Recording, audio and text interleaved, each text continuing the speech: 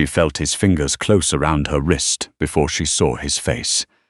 That slow, deliberate grip she had spent 2 years learning to forget, the kind that never left marks where anyone could see them. The James Beard Foundation Gala at Lincoln Center was still humming around her. Somewhere across the marble atrium, a string quartet was playing something light and elegant, and 200 of New York's most celebrated chefs, critics, and culinary investors were laughing and clinking crystal in the warm amber glow of the chandeliers. Celeste Ardmore had been smiling for the last 3 hours. The gold medallion for outstanding new restaurateur was still warm from being pressed against her palm all evening. She didn't have time to turn around before Lance Corwin pulled her backward into the shadow of the coat room corridor. 45 minutes earlier, Celeste had been standing at a podium accepting that award. She was 30 years old, plus size, the daughter of a Haitian-American line cook from Queens who had taught her that flavor was the only language that didn't require translation. She had built Outdoors, her midtown bistro, from a borrowed commercial kitchen, and 3 credit cards maxed to their limits. She had done it in the 2 years since she packed a single suitcase and left the Soho apartment she had shared with Lance Corwin while he was at a dinner meeting, because leaving while he was home had stopped feeling safe. Tonight, she wore a gown the color of deep burgundy wine, custom-draped silk charmeuse that moved when she moved, that held her full frame the way she had always wished the world would, without apology, without adjustment, without the constant whispered suggestion that she make herself smaller. Her natural hair was pinned up with a single gold clasp. The award sat heavy and real in her hands when she stepped up to the microphone. "My father always said a great dish makes people forget they're strangers," she had told the room, and the applause that followed felt like something physical, like warmth she could stand inside. She had floated through the reception on that feeling.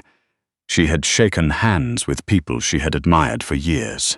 She had laughed too loudly at a joke from the chef who had first given her a stage in his prep kitchen at 19, and she had not cared even a little that it was too loud, because she was finally genuinely laughing. Then she smelled it. Clive Christian cologne and the specific underneath note of bourbon that her nervous system still catalogued as danger before her brain caught up. Lance. He was wearing a charcoal tuxedo that probably cost more than her first month's rent at Outdoors. His dark blonde hair was swept back the way it always was when he wanted to look controlled.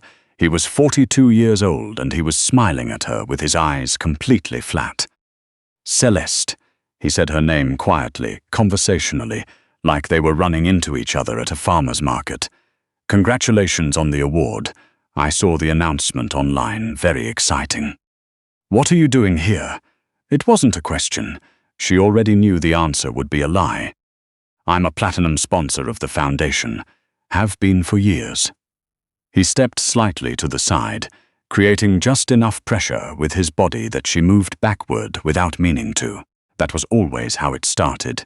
Small repositionings, tiny redirections, until suddenly she was somewhere else entirely and couldn't remember walking there. "I thought it was important that we speak in private, given everything." "There is no everything, Lance." She kept her voice even. She had practiced this. Her therapist, a calm woman named Dr. Park, who worked out of an office near Columbia, had told her that keeping her voice steady was not about suppressing fear. It was about not giving him the performance he came for. "We have nothing to discuss. I'm going back to the reception." She turned. His hand shot out and wrapped around her wrist. Not grabbing exactly, something worse, precise, controlled. His thumb found the inside of her wrist and pressed down against the tendons there. Not enough to make her cry out, enough to make movement feel like a negotiation. "You're going to want to hear this," Lance said softly, still smiling, steering her backward into the alcove beside the coat room. The noise of the gala continued on the other side of the corridor, completely indifferent. "Because what you've done with Outdoors, this whole little award situation, I think there's going to be a conversation we need to have about intellectual property. The recipes, the concept, a lot of what you built the menu on. Celeste, I funded that development phase. I have documentation. Her blood went cold. You funded nothing, she said. Her voice shook, which she hated. You controlled my bank account for 2 years and called it funding. That is not the same thing. My lawyers feel differently. Lance pulled her slightly closer, adjusting his grip. What I'm proposing is very simple. You sign over a 49% stake in Ardmore's to Corwin Hospitality Group. Tonight, if possible. I have the paperwork. He nodded toward the inner breast pocket of his jacket. Or we go the other route, and I file the IP claim Monday morning, and watch you spend the next 3 years, and every dollar you've earned fighting it in court. I know what your margins look like, Celeste. I know you can't survive that. Let go of my wrist. The words came out barely above a whisper. Or what? He leaned in. The bourbon was stronger up close. Who's going to help you? Your investors. The foundation. He glanced back toward the reception, making sure they were still unobserved. You've always been so confident about the wrong things. I'd listened to her, said a voice. It was not loud. It was not theatrical. It was low and unhurried, with a faint Slavic texture at the edges, and it had the particular quality of a sound that made the air around it go still. Lance turned his head. Standing at the entrance of the alcove, hands in the pockets of a midnight black 3-piece suit, was a man Celeste had seen exactly once before, from across a restaurant in the meatpacking district 8 months ago. A face she had noticed and then deliberately put out of her mind because it belonged to the category of things that were not safe to look at too long. Mikhail Orlov was 38 years old and built like someone had designed him specifically to occupy space in a room. He was broad through the shoulders and dark in the way of old forests. Dark hair, dark eyes, olive skin that made the white of his shirt look almost luminous against it. His face was not handsome in any conventional, easy sense. It was structured and angular and very still. He had a scar that ran from the left corner of his jaw to just below his ear, fine as a seam, pale against his skin. He was looking at Lance Corwin, the way a man looks at something he is deciding whether to step over or remove entirely. This is a private conversation, Lance said, summoning his corporate authority. His grip on Celeste's wrist tightened fractionally. Walk away. Mikhail did not walk away. He walked forward, slowly and without hurry, until he was close enough that Lance would have had to choose between maintaining his grip and giving ground. He stopped. He looked at Celeste. "Are you all right?" he asked. His voice was different when he spoke to her, still quiet, but with some texture in it that hadn't been there before. Celeste shook her head, a small, honest shake.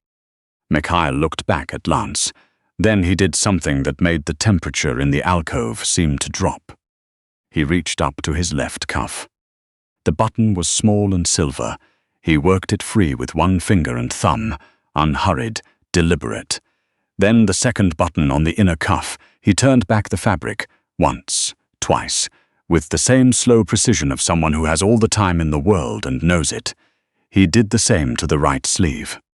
What emerged were forearms covered in dense, dark ink, Cyrillic text and imagery that Celeste didn't have words for, the record of a life that had clearly been lived on terms most people never had to understand. His hands, fully visible now, were large and heavily scarred across the knuckles, the kind of scarring that comes from specific, repeated application. "I do this," Mikhail said quietly, conversationally, still looking at Lance, "because I prefer not to ruin a good suit on something unpleasant." Lance Corwin had built his career on reading rooms. He was very good at understanding when he had leverage and when he did not. For the first time tonight, his grip on Celeste's wrist went completely slack. It didn't matter. Mikhail had already moved. There was no warning, no wind-up, no raised voice to signal what was coming.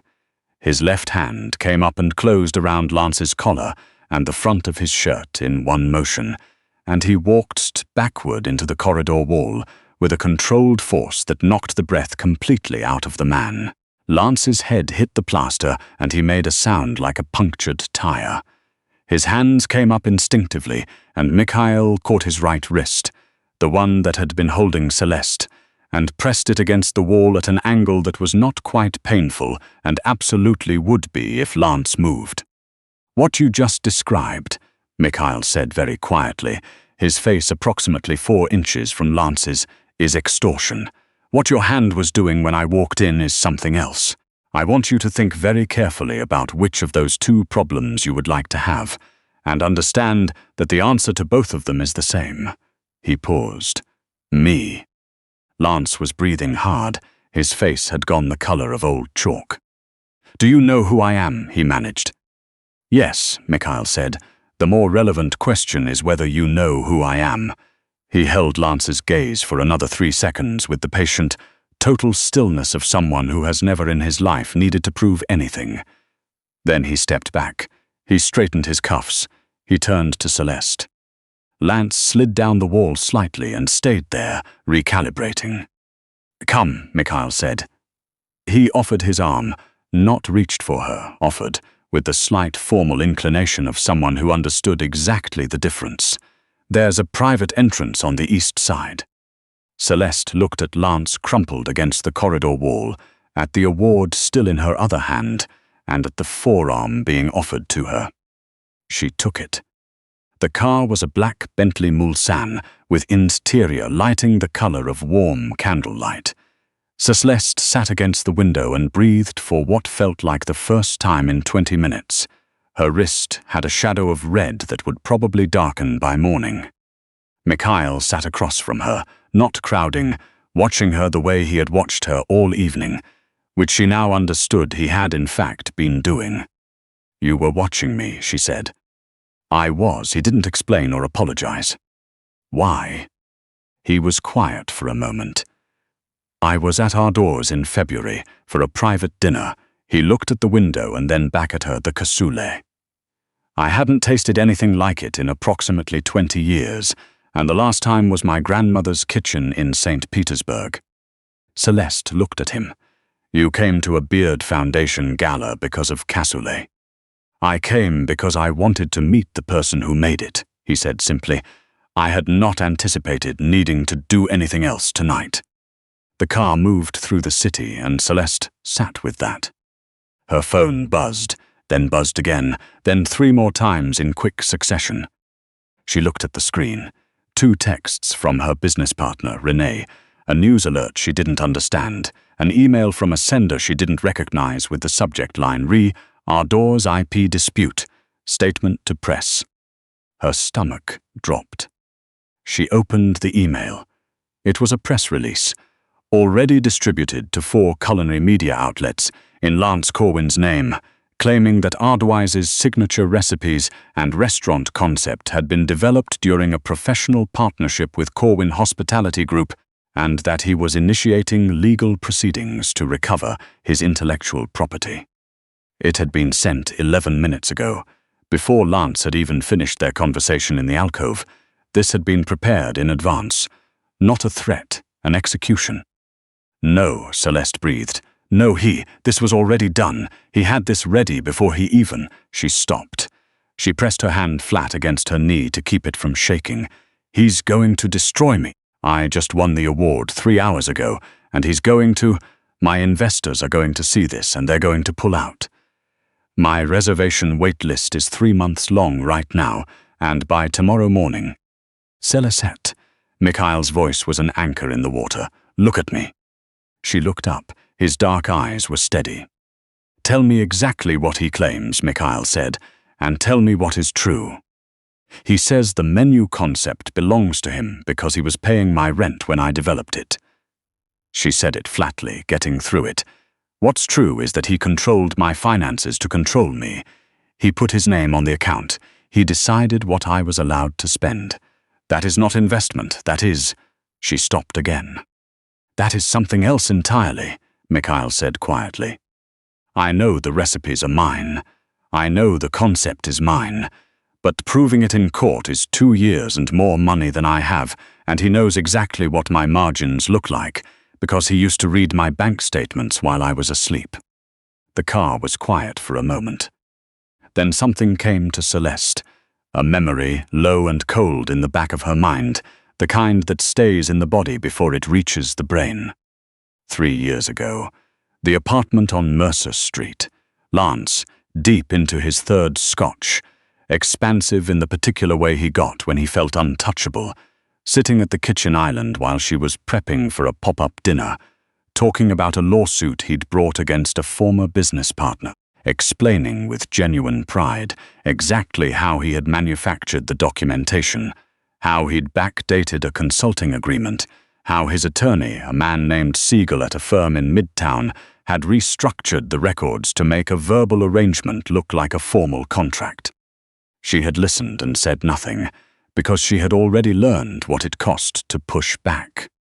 But she had still been holding her phone, and she had been standing at the counter with her back to him. And the voice recorder had been running. She had saved it to a cloud drive and never played it again, and tried actively to forget it was there, because at the time she hadn't been ready to know what she was going to do with it. She had just known that she might someday need it. "Stop the car," she said. Mikhail looked at her. "I have something." She was already opening her cloud storage app, navigating back nearly 3 years with fingers that weren't shaking anymore.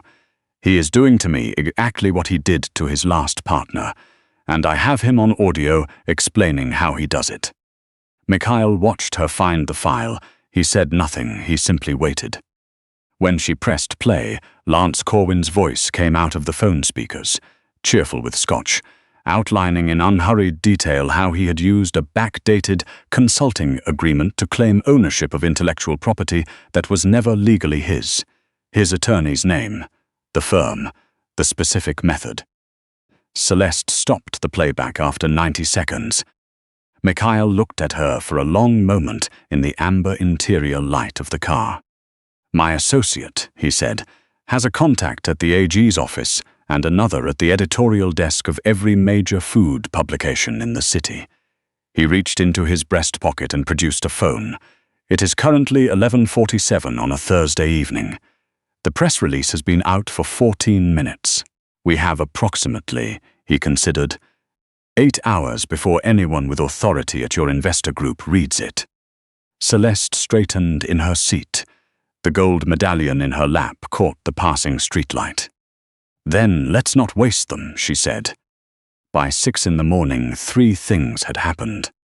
The recording had been authenticated by a forensic audio firm Mikhail knew, time-stamped, and delivered to both the Attorney General's office and the founding partners of Corwin Hospitality Group's own legal team, with a note explaining that a full copy had simultaneously been filed with the State Bar regarding Siegel and Associates. 2 of Lance's 4 media contacts had received a counterstatement from Ardoise's attorney, complete with original time-stamped documentation of Celeste's recipe development, drafts, test batch records, supplier invoices in her name alone, dating back 4 years before she had ever met Lance Corwin. And at 6:14 a.m., Renee sent a screenshot of an email from their lead investor. "We're not going anywhere. Hold the line." Celeste sat at the kitchen island in Mikhail's penthouse in Tribeca and read that email 4 times. He set a cup of coffee on the counter beside her without comment. Not espresso, filter coffee black, the way she had mentioned in an interview 2 years ago that she drank it every morning before service. She noticed that he had noticed. "This isn't over," she said. "No," he agreed, settling across from her with his own cup. His sleeves were still rolled to the elbow. He looked for the first time since she'd met him, like someone who might occasionally sleep, but the shape of it has changed. "He came tonight expecting you to be afraid." "I was afraid."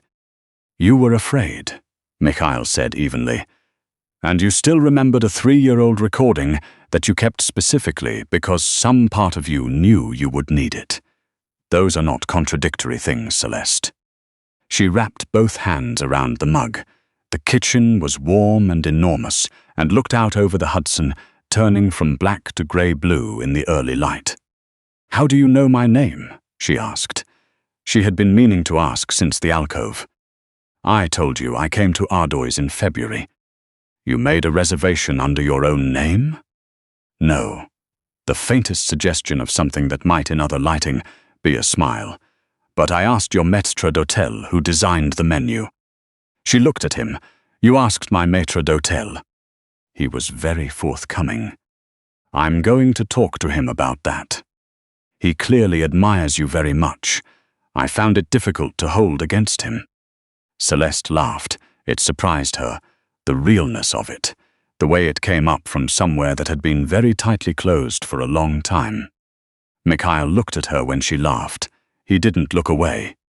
At 9:30 that Friday morning, Lance Corwin walked into a conference room on the 34th floor of a midtown building, expecting to meet with a representative from Ardmore's legal team to discuss settlement terms. He was still wearing the charcoal tuxedo, slightly wrinkled, with a new tie. His lawyer, Siegel, was beside him.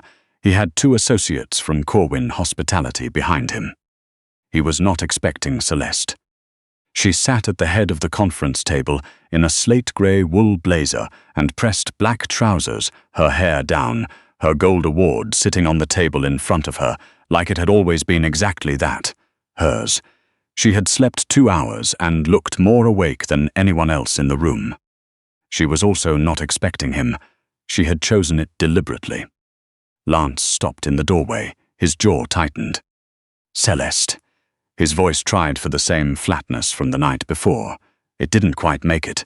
I didn't think you'd—" "Sit down, Lance," she said. He sat. Beside her, her attorney opened a folder. Beside the attorney, Mikhail Orlov sat with his jacket on, hands folded on the table, saying nothing. He didn't need to say anything. He was simply there, taking up space in the room with the patient, absolute authority of someone who had decided something and was waiting for the world to catch up. Lance looked at Mikhail, then he looked at Celeste. "This is a mistake," he said carefully. "Whoever this is, whatever you think." "His name is Mikhail Orlov," Celeste said. She picked up a single sheet of paper from the folder and placed it in front of Lance.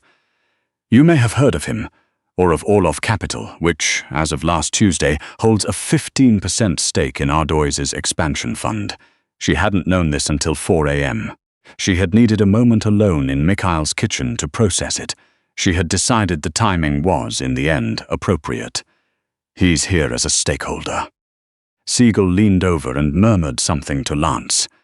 Lance's face did not change, but his neck did. The slow red flush of a man who has just understood that the ground has moved under his feet. "The press release you issued last night," Celeste continued, "has been referred to the AG's office as part of a broader inquiry into the IP claim practices of Corwin Hospitality Group, specifically in relation to the method you described on November 14th, 3 years ago, at your apartment on Mercer Street." She let that sentence sit. "I have the recording. My attorney has filed it. The bar has received a copy regarding Siegel and Associates' role in the backdated agreement you described." Siegel went very still, then he picked up his briefcase. "Where are you going?" Lance said sharply. Siegel stood up. "This meeting is over," he said, and he meant it for himself. "The press release will be retracted by noon," Celeste said, still looking at Lance. "Your legal claim against Ardmore's will be withdrawn today. If it isn't, everything on that recording goes to the Times food desk by 1 o'clock and to the AG's full department by 2. She folded her hands. "You told me once that I had a habit of underestimating what I was capable of." Lance looked at her. He looked at the award on the table. He looked at Mikhail, who had still not moved, who was watching him with the dark, total patience of someone who has already decided how this ends and is simply waiting for formality to catch up. "Fine," Lance said. The word came out scraped clean of everything he had walked in with. He stood. He straightened his jacket. He didn't look at Celeste again. When the door closed behind him, the room was very quiet. Celeste let out a long, slow breath. "He'll come back," she said. "Not today, but eventually." Possibly, Mikhail said. He reached over and very slightly adjusted the gold medallion on the table so it faced her directly. But the next time, you will not be standing in a corridor alone. She looked at him. Is that a business statement or something else? He looked back at her, and the expression on his face was not the boardroom stillness from 20 minutes ago. It was quieter and more specific, the expression of a man saying something true. I have been waiting since February to have dinner with you, he said. I would like very much, if it was not in the context of a crisis. Celeste picked up the award. She stood. She was a full head shorter than Mikhail, and she met his eyes without any difficulty whatsoever. I'm free Sunday, she said. She walked out of the conference room and into the corridor, and then into the elevator, and down 34 floors to the street, where the city was moving in its ordinary, enormous way, entirely unaware that she had just walked through the last thing that had been holding her back. She was not the woman who had left a suitcase worth of her life on the curb 2 years ago. She was not the woman who had pressed record on her phone with her hands shaking and her back turned, hoping she would never need it. She was the woman who had walked into a boardroom with a gold award and a 3-year-old recording and watched a man who had once made her afraid to breathe stand up and leave. Whatever came next, she was walking toward it.